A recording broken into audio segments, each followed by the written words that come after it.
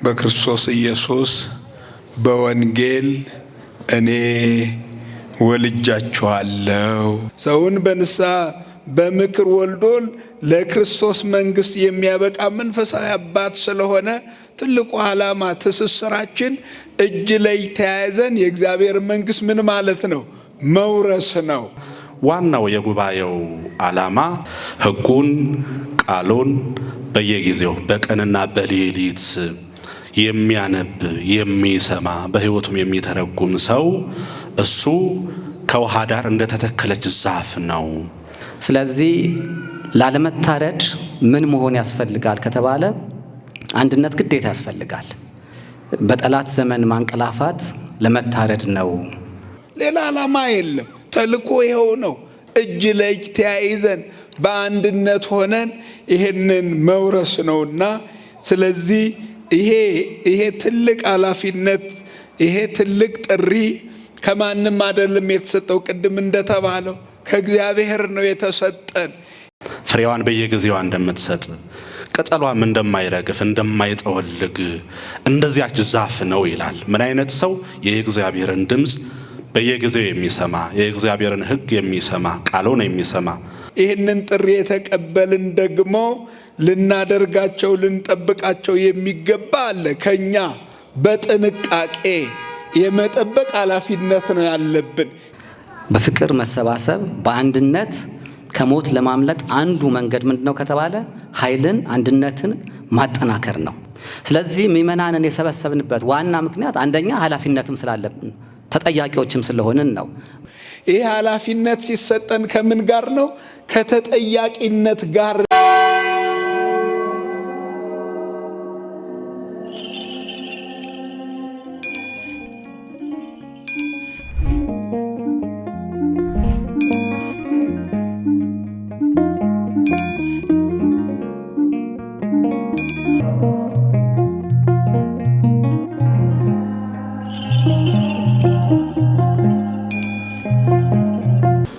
በስመ አብ ወወልድ ወመንፈስ ቅዱስ አሐዱ አምላክ አሜን። ብርሃነ ዓለም አምደ ቤተክርስቲያን ቅዱስ ጳውሎስ በዚህ በአንደኛ ቆሮንቶስ መልእክቱ ምዕራፍ 4 ቁጥር 15 ላይ በክርስቶስ ኢየሱስ በወንጌል እኔ ወልጃችኋለሁ ይላል። እኔ ምን ብያችኋለሁ? ይሄው የዚህ የጉባኤው ትልቁ ዓላማ ይሄ ነው። በወንጌል የተወለዳችሁ በወንጌል የወለድናችሁ የዚህ አሁን የአራቱ አባቶች አንድነት ጉባኤ ነው። ዋናው ዓላማው ምንድን ነው? እንደዚህ መሰባሰብ ያስፈለገበት ከተባለ ያው አንድነትን፣ ፍቅርን፣ ህብረትን ለማጠናከር ነው።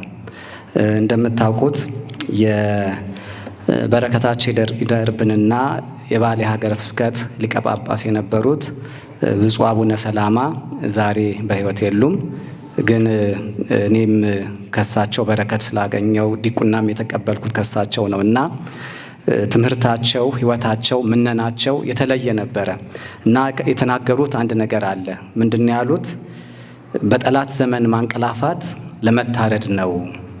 በጠላት ዘመን ማንቀላፋት መተኛት ለምንድን ነው? ለመታረድ ነው። ስለዚህ ላለመታረድ ምን መሆን ያስፈልጋል ከተባለ አንድነት ግዴታ ያስፈልጋል።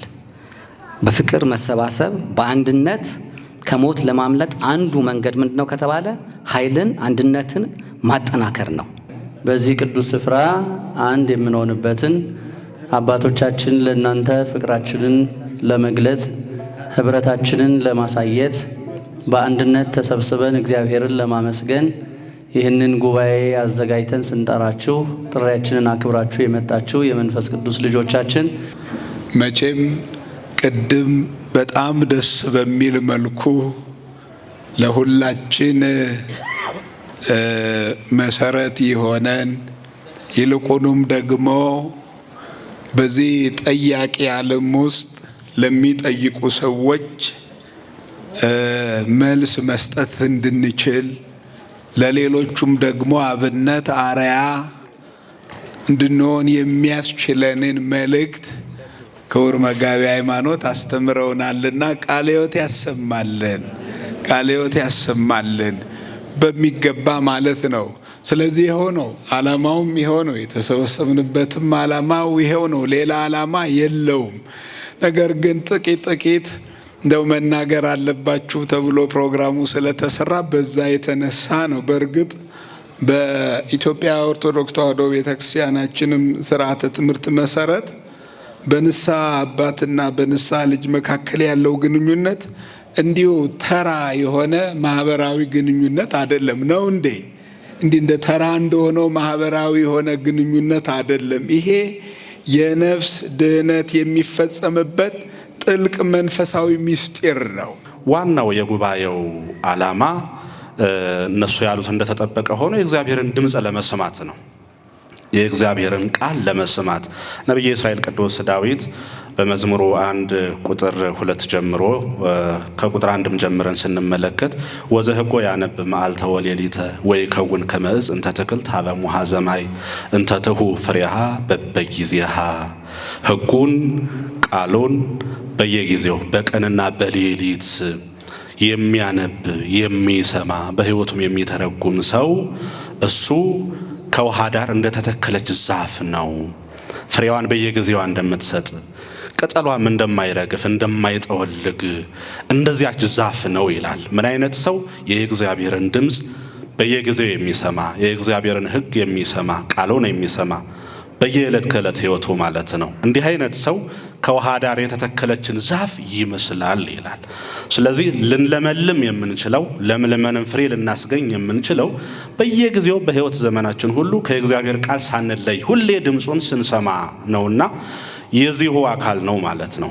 ዓለም በተጨነቀችበት ሰዓት፣ ዓለም መረጋጋት ባጣችበት ሰዓት፣ በሚረባው በማይረባው ነገር ሰው በሚደክምበት ሰዓት ስጋችሁንም ነፍሳችሁንም ለማሳረፍ በዚህ ልዩ መንፈሳዊ ጉባኤ በታላላቅ አባቶች ፊት ለመባረክ መሰብሰብ መታደል ነውና ይሄ የሆነው እግዚአብሔር ወዶ እግዚአብሔር ፈቅዶ ነውና ይሄን ያደረገ እግዚአብሔር የተመሰገነ ይሁን። የንስሐ አባትና የንስሐ ልጆች ግንኙነት እንዳለው የነፍስ ድህነት የሚገኝበት ጥልቅ ምስጢር ነው ማለት ነው እና ስለዚህ በዚህ ግንኙነት ውስጥ ምንድነው መሰረቱ ብለን ብናነሳ ብዙ ነው። ቅድም የተማርነው ትምህርት እንዳለ ሆኖ ማለት ነው። እርስ በራሳችሁ በኃጢአታችሁ ተናዘዙ ትፈወሱም ዘንድ እያንዳንዱ ስለሌላው ምን ይበል ይጸልይ። እኛ ስለ እናንተ ስለኛ ቅድመ መምህር እንዳሳሰቡት ማለት ነው። ይሄ ነው። ይሄ ትልቁ ጉባኤ ደግሞ በዚህ በዓመት አንዴም ስንበረታም ሁለቴም የምናደርገው ይሄ የአንድነት ጉባኤ ደግሞ አንደኛ ያው የመንፈሳዊ ዝምድናችንን ለማጠንከር ተኩላ ብዙ ጊዜ በጎችን ሊያጠቃ ሲል መጀመሪያ የሚጠቀመው ስትራቴጂ ምንድነው? ይበትናቸዋል። ከበተናቸው በኋላ ሲበታተኑ አንዱን አባሮ ለመያዝ ይችላል። በአንድነት ሲሆን አይችልም። ስለዚህ አንድነታችን፣ መሰባሰባችን፣ ህብረታችን ቤተክርስቲያንን ለማሻገር እኛ የቀደሙት አባቶቻችን ቤተክርስቲያንን የሰጡን እንዲሁ አይደለም፣ ትልቅ ሰማዕትነት ነው። እርስ በራሳችን እንድንተዋወቅ አንዳችን ከአንዳችን ልምድም መለዋወጥ እንድንችል እንዲህ ደግሞ በጋራም እንድናመልክ ነው። የአምልኮም ጉባኤ ነው። ወንድሞች እህቶች በአንድነት በህብረት ቢኖሩ መልካም ነው፣ እነሆም ያማረ ነው፣ እግዚአብሔር በዛ በረከቱን አዟልና ብሎ ነቢዩ እንደነገረን ይህንን በረከት እንድንወስድ በአንድነት ማለት ነው በእግዚአብሔር ስም በዚህ በታላቁ ገዳማችን በስሙ ስለተሰበሰብን እርሱ ሁሌ በመካከላችን ስለሚገኝ ደግሞ በገባልን ሕያው ኪዳን መሰረት በረከት ለመውሰድ ነው የተሰበሰብነውና ለበረከት የጠራን እግዚአብሔር ስሙ የተመሰገነ ይሁን። በእውነቱ ዛሬ እንግዲህ የተሰበረ ልብ የተሰበረ ማንነት በብዙ ነገር በተለይም ደግሞ በዚህ ወቅት ማለት ነው የተጠገነበት ትምህርት ነው የተማርነው። ልባችን ተጠግኗል፣ ነፍሳችን አርፋለች። እርግጥ ነው በየጊዜው የእግዚአብሔር ቃል የሚያስፈልግ ቢሆንም በተለይ ደግሞ በዚህ ሰዓት ደግሞ ቅድም አባቶች እንዳሉት ማለት ነው የእግዚአብሔር ድምጽ ያስፈልገናል። ሌላ የሚያረጋጋን የሚያጽናናን ነገር አይኖርም። የየራሳችን የየግል ዝናችን፣ ሀብታችን፣ ማንነታችን ዳር የሚያደርስም አይደለም። ከምንም በላይ ዳር የሚያደርሰው የሚያሳርፈው የእግዚአብሔር ድምጽ ነው። የእግዚአብሔር ይቅርታ ስልጣኑ የክህነት ምስጢር ነው። ቅድም እንደተናገረው ማለት ቅድም እንደተማር ነው ይህንን ስልጣን ለአባቶቻችን ለሐዋርያት እግዚአብሔር ወልድ ኢየሱስ ክርስቶስ የሰጠው ስለሆነ ነውና ስለዚህ ኃጢአታቸው ይቅር ያላችኋቸው ይቅር ይባልላችኋል ብሎ አምላካችን መድኃኒታችን ኢየሱስ ክርስቶስ ለቅዱሳን አባቶቻችን ሐዋርያት ስልጣንን ሰጥቷቸዋል። እስከ ዓለም ፍጻሜ ድረስ ደግሞ እኔም ከናንተ ጋር ነኝ ስላለ ስለዚህ በዛው ሰንሰለት በዛው መንገድ ይሄ ክህነት እስከ ዓለም ፍጻሜ ይቀጥላልና ስለዚህ ይሄ በዚህ መሰረት ነው ማለት ነው። ሌላው ቅድም እንዳልነው የመንፈሳዊ ወላጅነትና የልጅነት ትስስር ነው። መነሻ እንዳልነው በክርስቶስ ኢየሱስ በወንጌል እኔ ምን ብያችኋለሁ ነው ያለው? ወልጃችኋለሁ ነው። ስለዚህ እናንተ የምን ልጆች ናችሁ? የወንጌል ልጆች ናችሁ፣ በወንጌል የተወለዳችሁ። ስለዚህ ይሄ ልደት ትልቁ ልደት ነው ማለት ነውና ይሄ ነው ዋናውና ትልቁ ማለት ነው። የንስሐ አባት ሰውን በንስሐ በምክር ወልዶ ለክርስቶስ መንግስት የሚያበቃ መንፈሳዊ አባት ስለሆነ ትልቁ ዓላማ ትስስራችን እጅ ላይ ተያይዘን የእግዚአብሔር መንግስት ምን ማለት ነው? መውረስ ነው። ሌላ ዓላማ የለም። ተልኮ ይኸው ነው። እጅ ላይ ተያይዘን በአንድነት ሆነን ይሄንን መውረስ ነውና ስለዚህ ይሄ ትልቅ ኃላፊነት ይሄ ትልቅ ጥሪ ከማንም አይደለም የተሰጠው። ቅድም እንደተባለው ከእግዚአብሔር ነው የተሰጠን። ይህንን ጥሪ የተቀበልን ደግሞ ልናደርጋቸው ልንጠብቃቸው የሚገባ አለ ከኛ። ሲዮኔ ይባላል ቦታው እና ነገስታቱ ልክ እንደዚህ ሰገነት ላይ ይቀመጣሉ። ከዛ አባቶቻችን ሐዋርያት ወደዛ ሰፊ ሜዳ ነው ተይዘው ይመጣሉ እና ነገስታቱ ጉሽ የወይን ጠጅ እየጠጡ እየተዝናኑ የሚዝናኑት በምን ነበረ? እነኛ አባቶቻችን ሐዋርያት ለነኛ ለተራቡ አንበሶች ይሰጣሉ። እነሱ በሰገነት ላይ ሆነው የጣፈጠ እየበሉ ያማረ የወይን ጠጅ እየጠጡ በእነኛ በሐዋርያት ስቃይና መከራ ጭንቀት አንበሶቹ ይዘዋቸው ሲዘነጥሏቸው ሲያባረሯቸው እነርሱ ከትያሉ እየሳቁ ይዝናኑ ነበረ። ቤተ ክርስቲያን እዚህ የደረሰችው ይህ ሁሉ መስዋዕትነት ተከፍሎ ነው። ከኛ ከአባቶች የሚጠበቁ ደግሞ 4 ነገሮች አሉ። አንደኛ ነፍስን በጥንቃቄ መጠበቅ ማለት የመጋቢነት ቅድም ምንደኝነት አይደለም። ስለዚህ በሚገባ በጥንቃቄ የመጠበቅ ኃላፊነት ነው ያለብን። ይህንን ካልተወጣን ደግሞ ቅድም መምህራችን እንደነገሩን ተጠያቂነት አለው። ይህ ኃላፊነት ሲሰጠን ከምን ጋር ነው? ከተጠያቂነት ጋር ነው። ይሄንን እንረዳለን፣ እናውቃለን። ስለዚህ እናንተም እንድታግዙን ያስፈልጋል አይደል? አያስፈልግም? እንድትሰሙን ስንጠራችሁ እንድትመጡ ስናዛችሁ ስንመክራችሁ እንድትሄዱበት ስናሳያችሁ በዛ መንገድ ምን ማለት አለበት? በዛ ወይ መፍሰስ በዛ መሄድ ያስፈልጋል። እኛ መቼስ የምንመራው በለመለመው መስክ ነው አይደል? ወደ ሕይወት ረፍት ነው። በዛ መንገድ ስንመራችሁ በዛ እንድትሄዱ ነው፣ እንድታግዙን ነው። ስለዚህ ዛሬ ያለችውን ቤተክርስቲያን ለማሻገር ምን ያስፈልጋል ከተባለ አንዱ አንድነትን፣ ፍቅርን፣ ህብረትን ማጠናከር ነው። የኔም ቢሆን የመጋቢ ሃይማኖት ቆሞስ አባ አብርሃም፣ የመምህር አባ ገብርኤል፣ የቀሲስ ተስፉ የሁላችንም ዓላማችን አንድ ነው። ንስሐ ልጆች የሰበሰብንበት ሌላ ምንም አይነት ስጋዊ ጥቅም ፈልገን አይደለም። ምንድን ነው ከተባለ ቅድም መምህር ዋናው ዓላማ በንስሐ አባትና በንስሐ ልጆች መካከል ሊኖር የሚገባውን ዋናው ዓላማ ገልጸውታል። ስለዚህ ምእመናንን የሰበሰብንበት ዋና ምክንያት አንደኛ ኃላፊነትም ስላለብን፣ ሌላው ደግሞ የዚህ የቅኖናና የምክር አገልግሎት መስጠት ነው። ሌላው እንዲሁ አይደለም።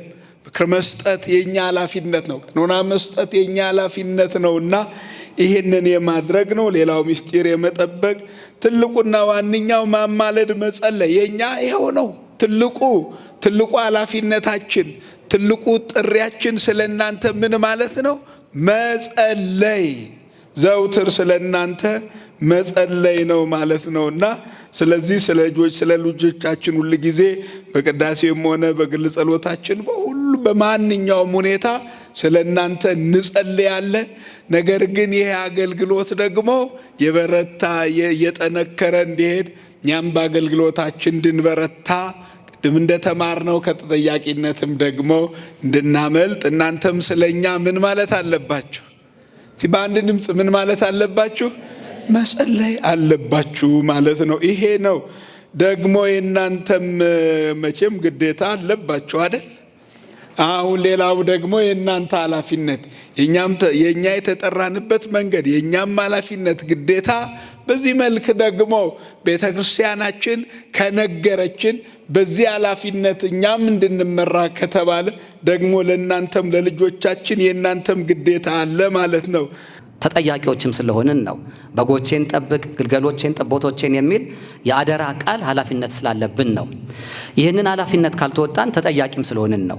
እናንተም ደግሞ በጎቼ ይቅበዘበዛሉ ይላል። እረኛ ያጡ በጎች ይቅበዘበዛሉ። ስለዚህ ከአውሬ፣ ከጠላት፣ ከሌባ፣ ከሌሎች ሁሉ ለመታደግ ግድ እረኛ ያስፈልጋል። ግልጽነትና እውነተኞች መሆን አለብን ማለት ነው። በቃ ግልጾች መሆን አለብን፣ እውነተኞች መሆን አለብን። ኃጢአታችንን ሳንሸሽግ ምን ማለት አለብን? መንገር። ንገረኝ አትሸሽገኝ ነው ያለው አይደል? አትሸሽገኝ ነው ያለው። ስለዚህ ይሄ ነው በቃ ለእግዚአብሔር ክብር ስጥ ነው ያሉት ቅድመ መምህር። ያደረግከውን ነገር ለማን ተናገር አሉት? ለእግዚአብሔር። ለእኔ ግን ምን አትበለኝ፣ ምን በለኝ፣ አትሸሽገኝ ነው። ስለዚህ ምን ሸሽግ ከሆነ መቼስ መድኃኒት አናገኝም። ቅዱስ ዮሐንስ አፈወርቅ ኃጢአቱን የሚረሳ ሰው ቢኖር እግዚአብሔር ኃጢአቱን አይረሳለትም ነው ያለው። አይረሳለትም። ኃጢአቱን ግን የሚናዘዝ ሳይረሳ ኃጢአቱን ግን ሳይሸሽግ ለካህኑ የሚናገር ግን ኃጢአቱ ምን ይልለታል? ይሰረይለታል። ስለዚህ የእናንተ ትልቁ ኃላፊነታችሁ ድርሻችሁ ይሄ ነው።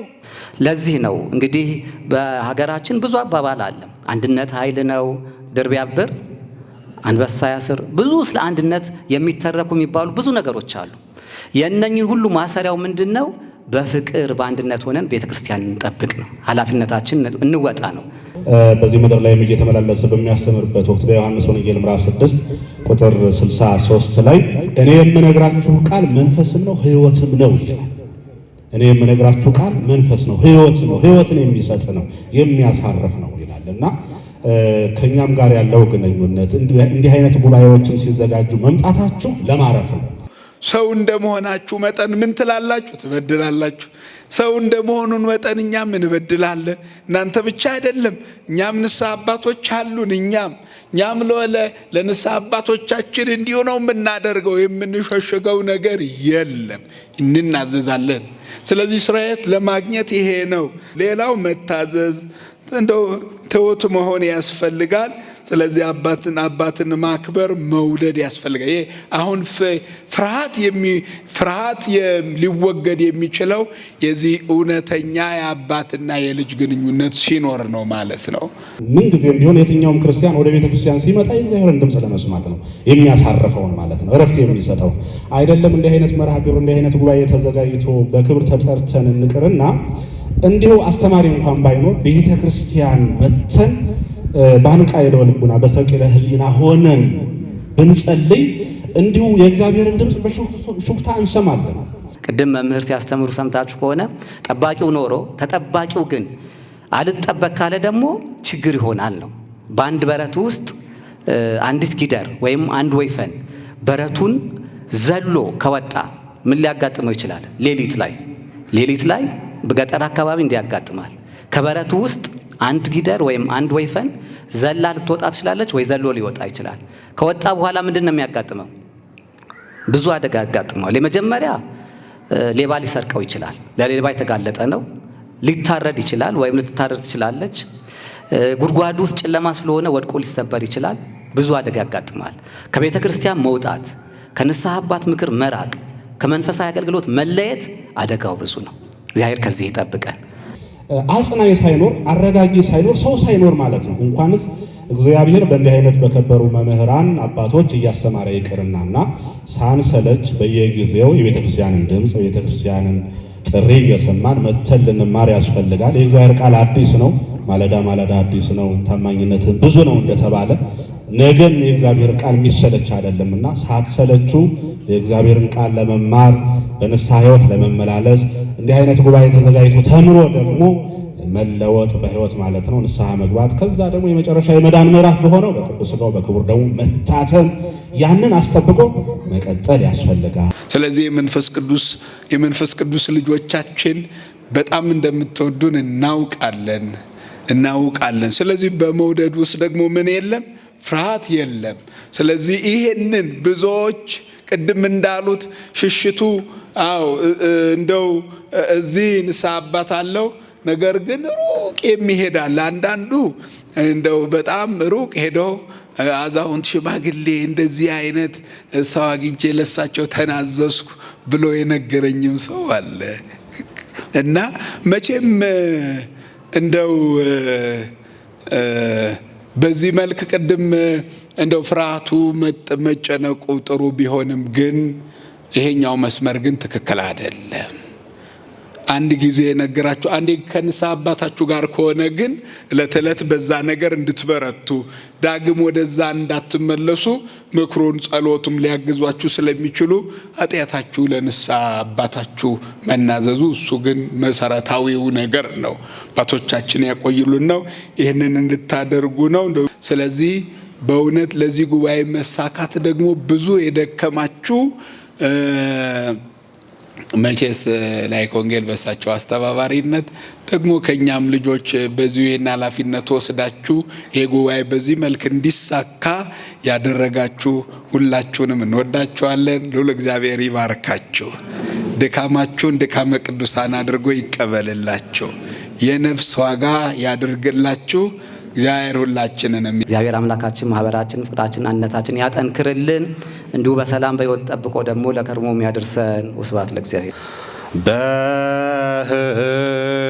በሕይወት አቆይቶ በሰላም በጤና ለዚህ ያደረሰን በሕይወት አቆይቶ በሰላም በጤና ለዚህ ያደረሰን ታማኝ እረኛችን እግዚአብሔር ይመስገን፣ እግዚአብሔር ይመስገን። ታማኝ እረኛችን እግዚአብሔር ይመስገን፣ ጠብቆ ለዚህ ያደረሰን። ታማኝ እረኛችን እግዚአብሔር ይመስገን፣ እግዚአብሔር ይመስገን። ታማኝ እረኛችን እግዚአብሔር ይመስገን፣ ጠብቆ ለዚህ ያደረሰን። በሕይወት አቆይቶ በሰላም በጤና ለዚህ ያደረሰን በሕይወት አቆይቶ በሰላም በጤና ለዚህ ያደረሰን ታማኝ እረኛችን እግዚአብሔር ይመስገን፣ እግዚአብሔር ይመስገን። ታማኝ እረኛችን እግዚአብሔር ይመስገን፣ ጠብቆ ለዚህ ያደረሰን። ታማኝ እረኛችን እግዚአብሔር ይመስገን፣ እግዚአብሔር ይመስገን። ታማኝ እረኛችን እግዚአብሔር ይመስገን፣ ጠብቆ ለዚህ ያደረሰን።